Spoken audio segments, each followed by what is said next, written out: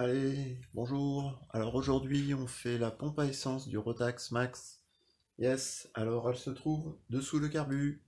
On défait ça, donc j'ai tout défait déjà. Ça, vous savez comment ça se défait quand même. On défait le carbu.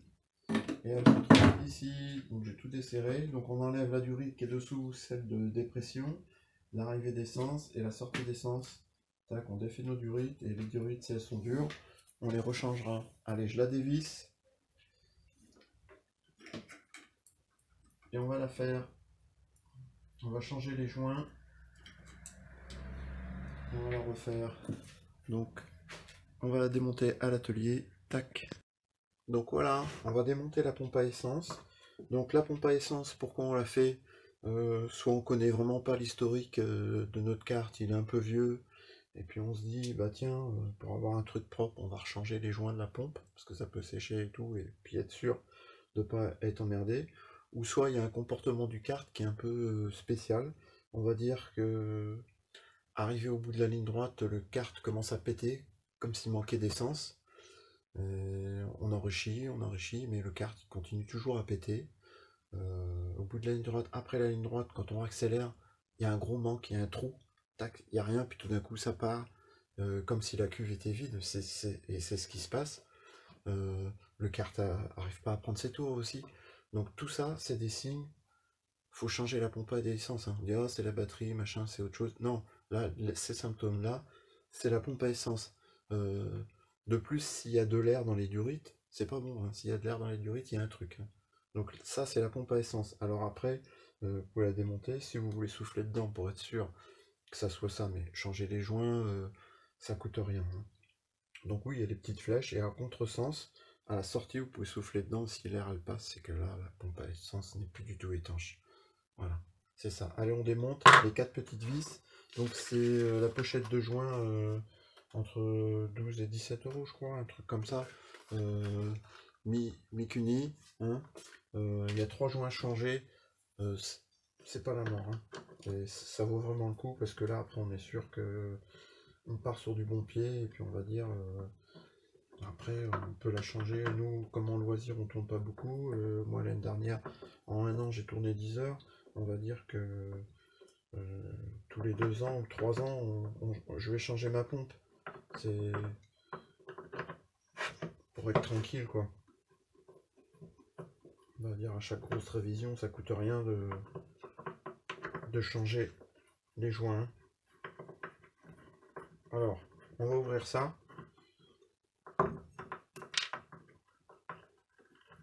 Tac, les petits joints. Il y a même des vis, hein, quand on achète la pochette de joints. Il y a même des vis neufs. Voilà. Donc ici, c'est la dépression. L'aspiration qui se retrouve dessous, c'est l'aspiration du moteur. Et qui, comme pour un Solex ou comme pour les 100 cm3, qui font bouger la membrane et qui font circuler l'essence. Hein, il y a des clapets. Et du coup, l'essence, elle sort. Donc du coup, il y a des petites flèches de sortie, l'entrée. Franchement, on peut pas se tromper quand on rebranche nos durites. Allez, alors il y a trois petits joints. Voilà. Donc on défait le couvercle. En premier, on trouve le joint. Après, le diaphragme, c'est un plastique. Et après, en dernier, la membrane. Voilà. C'est tout simple. Donc tout est propre. Donc on remonte notre membrane. Alors il y a deux petites tétines. Non, je vais la monter dans l'autre sens parce que les petites tétines sont de l'autre côté, du côté de la dépression. Donc je vais monter mon joint. Le joint. Donc il y a un sens. Hop. Hop. Il y a les formes qui correspondent. Et on ne peut pas se tromper. Voilà. Donc les deux petites tétines sont là. Et franchement, non, on ne peut pas se tromper. Si vous n'y arrivez pas, vous montrez ça à votre enfant, il va vous le faire. Voilà. Non mais, tac, je mets ça, je mets le diaphragme, donc pareil. Il y a des petites tétines, on voit les formes, hein, des trous de sens. Si on n'est pas dans le bon sens, ça se voit. Hein. Voilà, le diaphragme. Et la membrane. Donc là, c'est pareil, si on n'est pas dans le bon sens, ça se voit. Que vraiment, ça épouse les formes de dessous.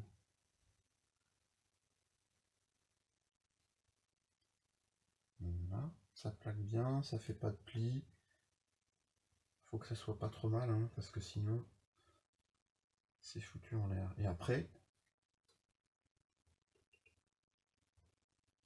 pareil, ça rentre dans les petites tétines et ça peut pas se mettre de travers ou n'importe. Donc là, c'est fini. On resserre et on repart avec une pompe à essence révisée. Donc on va monter et après on fait le test si ça marche. On va souffler dedans et on voit si ça fonctionne.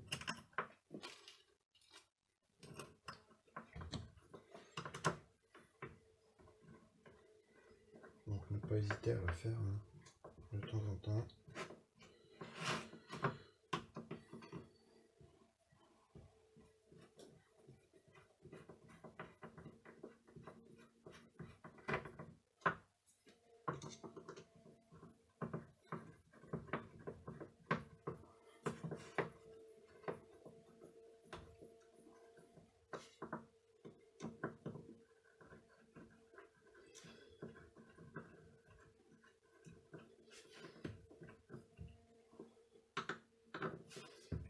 On serre.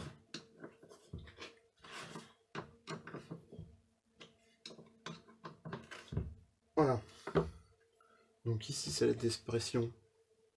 Le moteur aspire, fait actionner les membranes. Et l'essence est aspirée et renvoie au carbu. Donc dans le bon sens, là où ça doit rentrer l'essence, l'air passe. On entend du bruit. Et dans l'autre sens, non. On sent bien c'est dur ça. Il n'y a rien. Voilà, donc là, ça marche. On peut remonter comme ça. Voilà, c'est réparé. Donc voilà, en résumé sur la pompe à essence. Voilà, il n'y a que ces 3 joints à changer. Donc c'est pas compliqué, et juste avec un tournevis.